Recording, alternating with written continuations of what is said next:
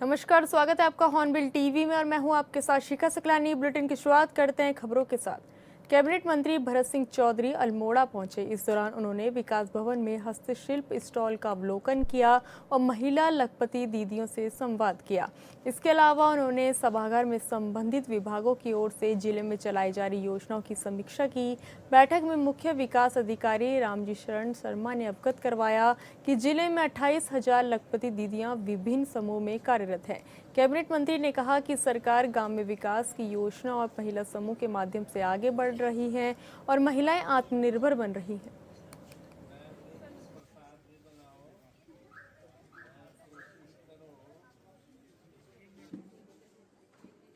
शानदार काम कर रहे हैं। खास तौर पे जो हमारे महिला समूह हैं, एक से एक बढ़ कर के वो काम कर रहे हैं। मैंने हर जिले में देखा है, यहाँ पर भी मैं देख रहा हूँ जिस तरह से रोजमेरी का और रिंगाल का जो आर्टिफैक्ट्स इन्होंने बनाए हैं वो बहुत ही शानदार हैं और आने वाले समय में एक मील का पत्थर साबित होंगे। जो हमारे सेल्फ हेल्प ग्रुप हैं, जो हमारी लखपति दीदी योजना है, उसमें इसका बड़ा योगदान होगा।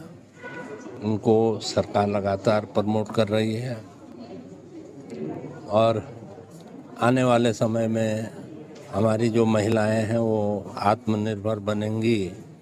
इस दृष्टिकोण से हम लोग आगे बढ़ रहे हैं। कर्णप्रयाग में स्थानीय लोगों और निहंग सिख यात्रियों के बीच हुए विवाद पर कैबिनेट मंत्री खजान दास ने चिंता जताई है। उन्होंने कहा कि उत्तराखंड देवभूमि है और इसका अस्तित्व बना रहना चाहिए। खजान दास ने कहा कि प्रदेश में मां यमुना, मां गंगा, केदारनाथ, बद्रीनाथ, हेमकुंड साहिब, हरिद्वार, मां नंदा देवी और जागेश्वर धाम है। वहीं देवभूमि में इस तरह हुड़दंगबाजी करना ठीक नहीं है। उन्होंने संबंधित लोगों से निवेदन किया कि अगर कहीं सम्मान को ठेस पहुंची है तो शासन प्रशासन के सामने अपनी बात रखें। कैबिनेट मंत्री ने आंदोलन समाप्त कर सरकार से बातचीत की अपील की।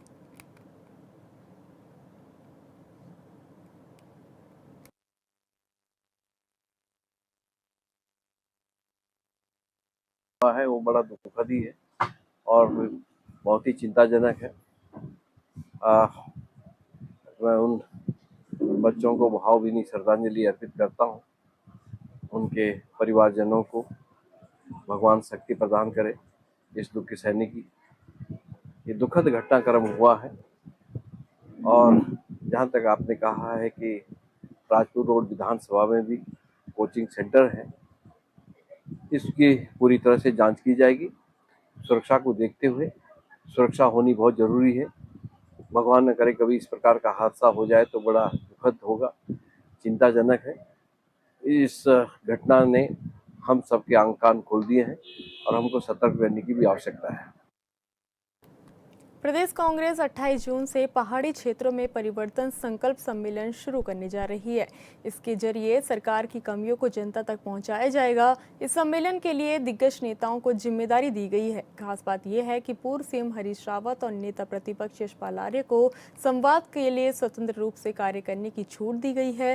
वहीं हरीश रावत और यशपाल आर्य को मिली स्वतंत्र रूप से संवाद करने की छूट पर बीजेपी ने तंज कसा है। उन्होंने कहा कि कांग्रेस को संवाद की सख्त जरूरत है। वहीं पार्टी में भारी गुटबाजी चल रही है। सीनियर नेतृत्व को अलग अलग कर दिया गया है, जो गुटबाजी का ही उदाहरण है।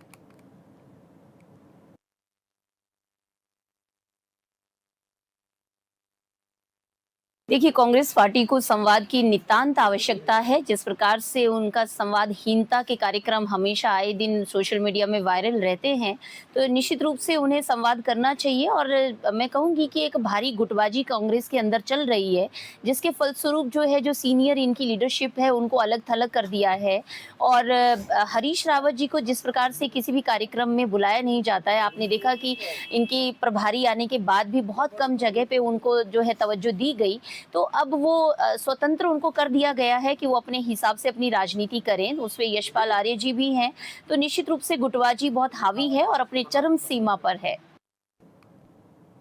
कांग्रेस पार्टी के राष्ट्रीय प्रवक्ता आलोक शर्मा ने देहरादून स्थित कांग्रेस मुख्यालय में राम मंदिर में हुई कथित चोरी के मामले में पत्रकार वार्ता की।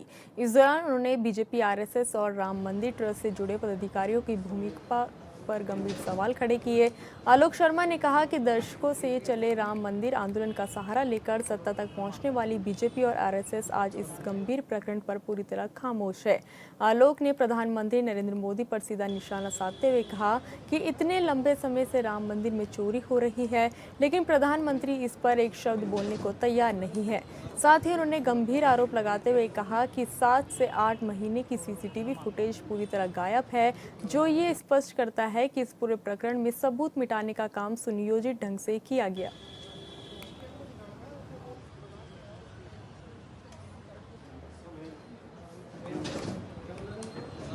मर्यादा पुरुषोत्तम राम का मंदिर सुप्रीम कोर्ट के आदेश पर बना। तमाम सनातनियों ने बहुत बड़ा चंदा देकर, दान देकर उस मंदिर को पूर्ण कराने में अपना योगदान दिया। लेकिन पिछले 20 दिन से जिस तरह की रिपोर्ट्स मीडिया के माध्यम से आ रही हैं कि वहां पर चोरी नहीं डकैती हुई, ऐसा प्रतीत होता है। और दुर्भाग्य है कि हर चीज का क्रेडिट लेने वाली भाजपा और आरएसएस खामोश हैं। एसआईटी के नाम पर लीपापोती शुरू कर दी गई है। एसआईटी केवल बड़े मगरमच्छों को बचाने के लिए बनाई गई है, ऐसा प्रतीत होता है। एक एफआईआर तक इतने बड़े कांड के ऊपर ये कमजोर सरकार नहीं करा पा रही। उसका सीधा कारण है कि आरएसएस और भाजपा के लोग इस डकैती में इन्वॉल्व हैं, ऐसा प्रतीत होता है। मुख्यमंत्री पुष्कर सिंह धामी ने बीजेपी के कई नेताओं को दायित्व सौंपे हैं। ऐसे में विशाल गुप्ता को जीएमवीएन का निदेशक बनाया गया है। जिम्मेदारी मिलने के बाद क्या अभी कार्य किए गए हैं, इन सभी विषयों को लेकर विशाल गुप्ता से हॉर्नबिल टीवी ने की खास बातचीत। मंडल निदेशक बनाए गए विशाल गुप्ता जी हमारे साथ मौजूद हैं। भाई साहब, क्या कुछ बोर्ड का बैठक भी होनी है और किस तरह के सुझाव भी उसमें दिए जाने हैं? क्या कुछ कार्य योजनाएं हैं कि जीएमवीएन और उभर कर के सामने आए और बढ़िया काम करें?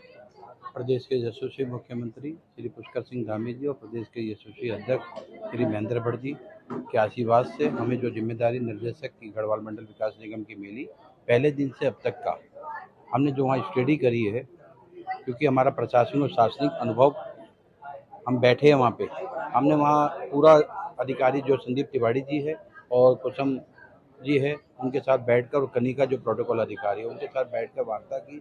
और 7 यूनिट पे पूरा गढ़वाल मंडल विकास निगम चलता है, जिसमें पर्यटन का क्षेत्र हो, खनन का हो, निर्माण का हो, आबकारी का हो, गैस एजेंसियाँ संचालित करना हो, और मेन काम तो टूरिज्म को बढ़ाना और धार्मिक टूरिज्म को, अध्यात्म की नगरी है उत्तराखंड, उस टूरिज्म को बढ़ावा करना कैसे बढ़ाया जाए, उसमें हम सब मिलकर, पूरी टीम मिलकर काम करेगी। और बोर्ड की बैठक में हम इसको सुझाव के रूप में हमने अंकित करे और आने वाले बोर्ड की बैठक में इस विषय को रखेंगे और विषय में सब सहमति से निर्णय लेकर अच्छा काम हो, ऐसे निर्णय के साथ हमारी नियुक्ति जो हुई है उसमें काम करेगी। श्यामा प्रसाद मुखर्जी की भी पुण्यतिथि है, इसको किस तरह से जिम्मेदारी भी आप लोगों को दी गई है कि किस तरह के प्रोग्राम आप लोग द्वारा चलाए जाएंगे अब आगे? डॉक्टर श्यामा प्रसाद मुखर्जी हमारे जनसंघ के संस्थापक, हमारे प्रेरणादायक है, प्रेरणा के स्रोत है, हमारे मार्गदर्शक है।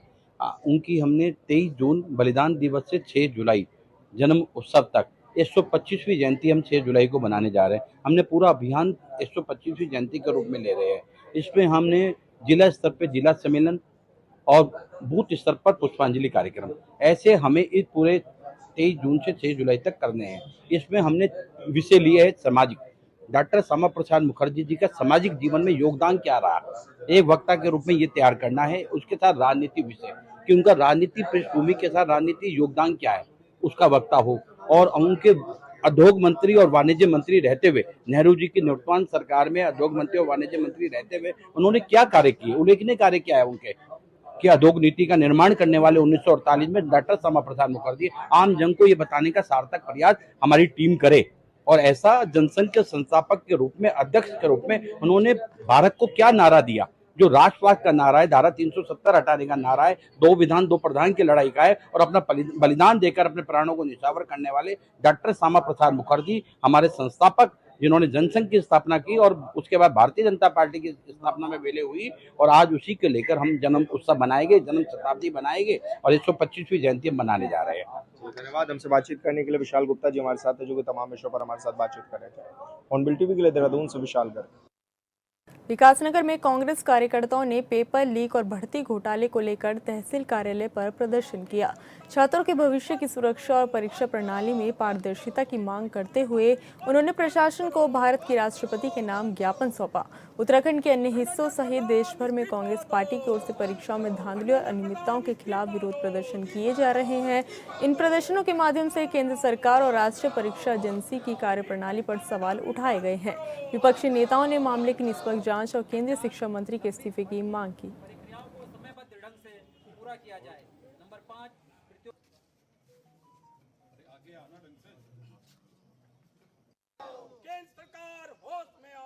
दो करोड़ लोगों को हर वर्ष रोजगार आज 2026 हो गया, मतलब 12 साल। अभी तक 24 करोड़ लोगों को रोजगार मिल जाना चाहिए। और वास्तविकता जमीनी हकीकत ये है कि जितनी भी भर्ती परीक्षाएं हो रही सब में धांधली के प्रकरण सामने आ रहे हैं। युवा आक्रोशित भी है और अपने भविष्य के प्रति आशंकित भी है। इसलिए हमने राष्ट्रपति महोदय से ये अनुरोध किया है कि वो इस प्रकरण में हस्तक्षेप करें, इन धांधलियों को बंद करें और रोजगार के रास्ते खोलने के लिए निर्देश सरकार को दें। सर, कुछ जांच की और धर्मेंद्र प्रधान जी के इस्तीफे की भी बात आप लोग कर रहे हैं। धर्मेंद्र प्रधान जी की जिम्मेदारी है, क्योंकि वो विभागीय मंत्री हैं, उनके विभाग में बहुत बड़ा घोटाला हुआ। अभी तक तो माननीय प्रधानमंत्री को खुद इसका संज्ञान ले लेना चाहिए था। और जो लोग राम मंदिर में चोरी कर सकते हैं, उनकी नीयत अब देश की जनता के सामने है। ये हर जगह सिर्फ अपने लाभ के लिए और पैसे कमाने के लिए काम कर रहे हैं। इनका देश की जनता से कोई संबंध नहीं। इस खबर पर ज़्यादा जानकारी के लिए संवाददाता इलम सिंह चौहान हमारे साथ जुड़ चुके हैं। इलम, कांग्रेस लगातार पेपर लीक और धांधली को लेकर सरकार के खिलाफ मोर्चा खोली हुई है। ऐसे में विकासनगर में विरोध प्रदर्शन किया और क्या कुछ मांग की गई? नगर में तो नीट पेपर है, इसके साथ साथ अन्य जो प्रतियोगी परीक्षाएं हैं उसको लेकर के ये धरना प्रदर्शन किया गया तहसील मुख्यालय पर। और जो पूर्व कैबिनेट मंत्री कांग्रेस के नौप्रभात जी है, उनके नेतृत्व में ये धरना प्रदर्शन किया गया। और जो केंद्रीय मंत्री धर्मेंद्र प्रधान है, उनसे उनके इस्तीफे की इसमें मांग की गई है। और भारत के राष्ट्रपति जो है हमारे, उनको ये ज्ञापन एसडीएम के माध्यम से भेजा गया है।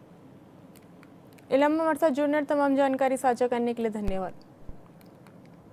नैनीताल नगर पालिका के चुनाव हुए 1 साल से ज्यादा का समय हो गया है। यहां आए दिन अध्यक्ष, पालिका प्रशासन और सभासदों के बीच तनातनी होती रहती है।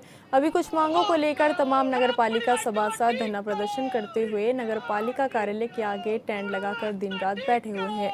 नगर पालिका सभासदों को एकजुट होकर कहना है कि नगर पालिका प्रशासन में घोर अनियमितताएं हो रही है, वार्डों में कार्यों की अनदेखी की जा रही है।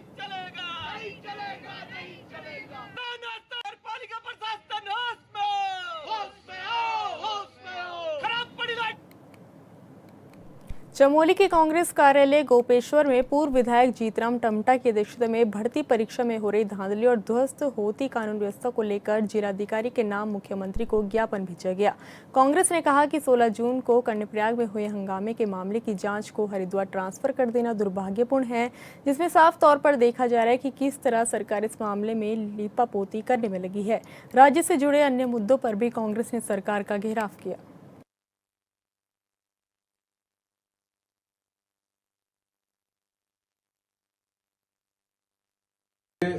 ये बहुत ही दुर्भाग्यपूर्ण है कि चमोली की घटना को सरकार हरिद्वार लेके जा रही है। चमोली जनपद एक शांत प्रिय जनपद है।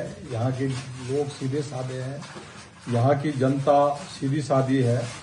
और घटना अगर चमोली की होती है और आप उसको सीधे हरिद्वार लेके जाते हैं, हमारे पास रुद्रप्रयाग में कर देते। आप पड़ोसी जनपद हमारा रुद्रप्रयाग है, वहां जा अगर आपको चमोली पे विश्वास नहीं था तो आप रुद्रप्रयाग करते, आप टेहरी करते, आप पौड़ी ले जाते।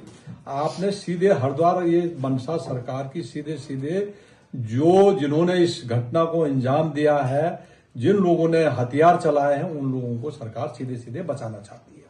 हमारा तो ये मानना रहेगा कि अगर सरकार यहाँ का ट्रांसफर उसको भी ढीला करने का काम सरकार का कर रहा। जिस तरह से अंकिता हत्याकांड को सरकार ने बिल्कुल पूरी खुली छूट दे रखी है और पूरी ढील दे रखी है, उसको कभी न्याय मिलने की आशा इस सरकार से नहीं है, वैसे ही पहाड़ की जनता को इस सरकार से न्याय की कोई अपेक्षा नहीं है। इसी कारण सरकार ने उनको बचाने के लिए यहाँ का केस हरिद्वार ट्रांसफर कर दिया। डेलीगेशन शिष्टमंडल जिलाधिकारी जी को मिलेंगे हम लोग, और 16 जून को जो ये घटना हुई थी उस समय हम लोग वहां पर मौजूद रहे, और हमारे जिलाधिकारी और पुलिस अधीक्षक के माध्यम से हमने प्रशासन को, मुख्यमंत्री जी को हमने कहा था कि 3 हमारी मांगे थी।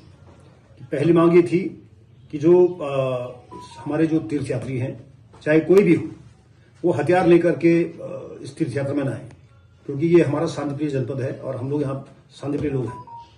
दूसरी मांग हमारी थी कि चूंकि बहुत तनावपूर्ण स्थिति हो गई थी, तो हमारी मांग थी कि इस यात्रा में जो हमारा जो है हेमकुंड साहिब की यात्रा है, फिलहाल उसको जो है 1 हफ्ते के लिए उसको स्थगित किया जाए। अगर शासन द्वारा हमारी बात मान ली जाती तो आज नगरासों में जो अराजकता का माहौल है वो घटना नहीं होती। तीसरी हमारी मांग थी कि जो हमारे स्थानीय लोग, जिसमें व्यवसायी लोग भी थे, वो जो घायल हुए हैं, एक अभी एडमिट है हॉस्पिटल में, और बाकी लोग उनको जो चोटें आई हैं उनको मुआवजा मिले। दुर्भाग्य से तीनों ही मांगों पर अभी तक शासन ने कोई विचार नहीं किया है। उल्टे जो है हमारे लोगों पर जो है मुकदमा दर्ज कर दिया गया है, और हमारे लोगों पर जो है ये केस जो है हरिद्वार ट्रांसफर कर दिया गया है। देहरादून के पटेल नगर क्षेत्र स्थित लाल पुल में दर्दनाक सड़क हादसा हो गया। दरअसल बस चालक की अचानक तबीयत खराब होने से बस अनियंत्रित हो गई और मजदूरों से जा टकराई। हादसे के दौरान एक मजदूर की मौत हो गई और घायल हुए 4 मजदूरों को इलाज के लिए अस्पताल में भर्ती कराया गया। सूचना मिलते ही पुलिस और प्रशासन की टीम मौके पर पहुंची और मामले की जाँच शुरू कर दी है।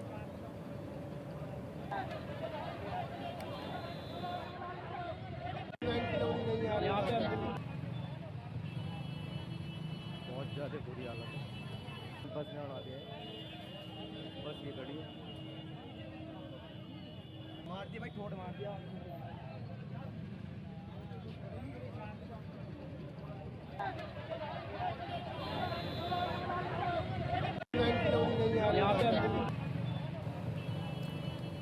बहुत ज्यादा बुरी हालत है, बस ने उड़ा दिया। इस खबर पर ज्यादा जानकारी के लिए संवाददाता विशाल गर्ग हमारे साथ जुड़ चुके हैं। विशाल, देहरादून में बड़ा हादसा हो गया, एक अनियंत्रित बस ने मजदूरों को कुचल दिया है, और घटना को लेकर क्या कुछ जानकारी मिल रही है?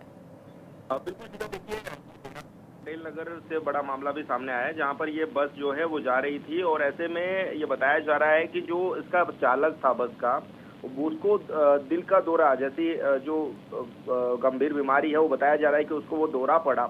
हालांकि अभी उसकी पूरी तरह से पुष्टि नहीं हो पाई है कि पूरा रीजन क्या था, लेकिन ये बताया जा रहा है कि उस कारण बस अनियंत्रित हो गई, और जब वहां पर पुल के पास जो 4-5 मजदूर काम कर रहे थे, ये बस उन पर जाकर के चढ़ गई, और ऐसे में जो 4 मजदूर थे वो इस दौरान घायल हो गए। हालांकि एक की मौके पर ही इस दौरान मौत भी हो गई, और 3 मजदूरों को फिर स्थानीय लोगों की मदद से और पुलिस प्रशासन ने अस्पताल में पहुंचाया, जहाँ पर उनका इलाज अभी चल रहा है शिका। लेकिन अभी पूरी तरह से इसको देखा जा रहा है कि आखिर क्या इसके पीछे के कारण थे। पुलिस प्रशासन पूरी तरह से इसमें जुटा हुआ भी है, लेकिन प्रथम दृष्टया यही बताया जा रहा है कि जो ड्राइवर था, ड्राइवर को दौरा पड़ा और इस कारण बस अनियंत्रित हो गई। हालांकि अभी ये भी जानकारी जुटाई जा रही है कि बस खाली थी या बस में लोग यात्री सवार थे, उस पर भी पहलू पर चर्चा हो रही है। लेकिन ये कंफर्म हो चुका है शिखा कि ये एक सिटी बस थी जो कि हाईवे से गुजर रही थी, और ऐसे में ये जो लाल पुल क्षेत्र है इसमें ये जा रही थी, लेकिन ये तबीयत खराब होने से ही अनियंत्रित हुई, और हादसे में इस दौरान 4 मजदूर इसकी चपेट में आए थे, जिसमें से बताया गया कि एक की मौत हो गई। हालांकि 3 को अस्पताल में भर्ती कराया गया, जहां पर उनका उपचार भी चल रहा है। लेकिन ये भी बताया जा रहा है शिखा, सबसे बड़ी बात कि लंबे समय तक एम्बुलेंस का इंतजार लोग करते रहे, लेकिन बार बार फोन करने पर भी एम्बुलेंस नहीं पहुंची, जो कि स्वास्थ्य विभाग की एक बड़ी लापरवाही भी सामने आ रही है, क्योंकि लंबे समय तक ये मजदूर सड़क पर ही पड़े जो है वो तड़पते भी रहे, लेकिन एम्बुलेंस नहीं पहुंची। और हालांकि अब आसपास के जो लोग थे उनमें इस चीज को लेकर के गुस्सा भी था, स्वास्थ्य विभाग के प्रति नाराजगी भी थी, और ऐसे में ई रिक्शा के माध्यम से इन सभी घायलों को अस्पताल तक पहुंचाया गया। तो ये अपने आप में कहीं ना कहीं लचर स्वास्थ्य विभाग की जो पोल है वो खोलती हुई खबर नजर जरूर आ रही है शिखा। विशाल, हमारे साथ जुड़ने और तमाम जानकारी साझा करने के लिए धन्यवाद। उधम सिंह नगर के जसपुर में आगामी मुहर्रम पर्व को शांतिपूर्ण और सौहार्दपूर्ण माहौल में संपन्न कराने को लेकर कोतवाली जसपुर में अमन कमेटी की बैठक आयोजित की गई। बैठक में नगर पालिका और विद्युत विभाग के अधिकारियों के साथ साथ धर्मगुरु और नगर के सभी सभासद और ग्राम प्रधान मौजूद रहे।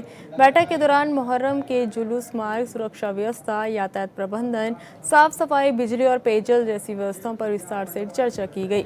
अधिकारियों ने सभी से आपसी भाईचारे और शांति बनाए रखने की अपील की। प्रशासन ने कहा कि मुहर्रम के दौरान किसी भी प्रकार के अफवाहों पर ध्यान न दें।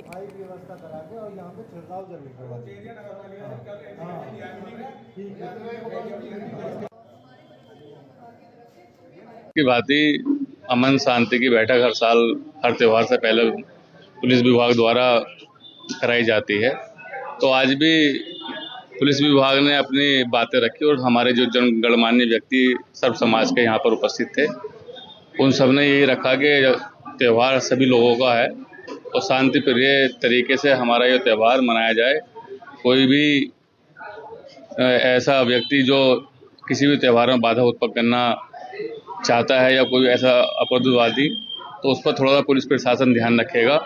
बाकी लाइट और जो डिस्क और जो जियो की जो केबल है, इन सब के लेकर हमारे जो मुहर्रम कमेटी के लोग हैं, इन लोगों ने मांग रखी है कि ये तार जो लटक रहे हैं इनको थोड़ी व्यवस्थित रूप से सही से कर दिया जाए ताकि मुहर्रम निकालने में कोई दिक्कत ना हो। और हमारा शहर है, हमारे सब लोगों का, हिंदू मुस्लिम सिख ईसाई भाई, सब भाइयों का त्यौहार है। हम सब इसको प्यार मोहब्बत से मनाएंगे। कोई जसपुर में ऐसा माहौल उत्पन्न नहीं होने देंगे जिससे हमारे शहर खराब हो। नगर पालिका परिषद मसूरी को ईमेल के जरिए बम से उड़ाने की धमकी मिलने के बाद पूरे शहर में हड़कंप मच गया। सूचना मिलते ही पुलिस, खुफिया विभाग, साइबर सेल और बम स्क्वाड ने मोर्चा संभाल लिया। सुरक्षा के मद्देनजर नगर पालिका परिसर को तत्काल खाली कराया गया और कर्मचारियों समेत आम लोगों के प्रवेश पर अस्थायी रोक लगा दी गई। बम स्क्वाड की टीम ने कई घंटों तक नगर पालिका भवन के चप्पे चप्पे की गहन तलाशी ली। हालांकि प्रारंभिक जाँच में कोई संदिग्ध वस्तु या विस्फोटक सामग्री बरामद नहीं हुई।